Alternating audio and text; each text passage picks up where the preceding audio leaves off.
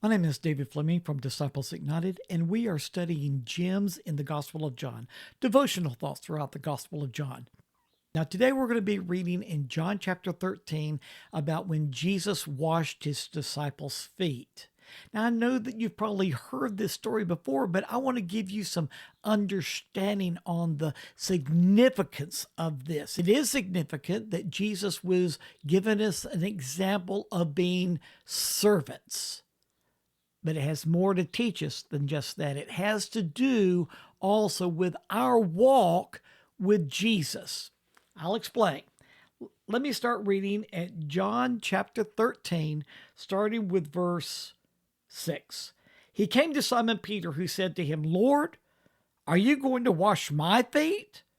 Jesus replied, "You do not realize now what I'm doing, but later you will understand." "No," said Peter, "you shall never wash my feet." Jesus answered, "Unless I wash you, you have no part with me." "Then, Lord," Simon Peter replied, "not just my feet, but my hands and my head as well." Jesus answered, "Those who have had a bath need only to wash their feet. Their whole body is clean, and you are clean." So what was Jesus talking about that you only need to let me wash your feet? You don't need a whole bath.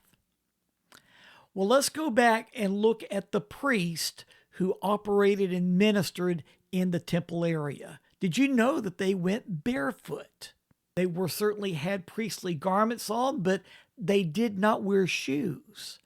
And that meant that even in their priestly service, in serving the Lord in the temple, their feet got tremendously dirty. But there was a piece of furniture there called the laver, which was full of water, and the priest would use that water to wash their hands and to wash their feet. What is Jesus telling us? This is symbolic of our walk with Jesus as we live in this world. When you come to Jesus, you are washed by his blood. His blood removes your sin and you are made clean before the Lord. And as you continue to walk with Jesus in the light, his blood continues to wash you.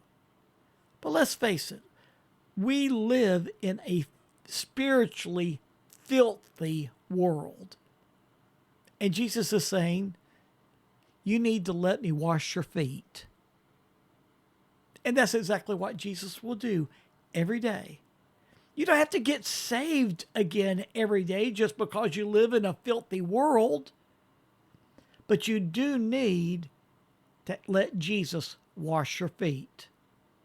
Where the world has contaminated your thoughts and he has contaminated your feet and you've walked in the filth of this world. You didn't want to, but we just live in a filthy world. And so what we do is we get with Jesus every day and we get in the Word of God and we let the Word of God begin to wash us. We're not getting saved again. We're letting the Word of God, in a sense, wash our feet and get rid of all the contamination that this world has put upon us. And it cleanses us.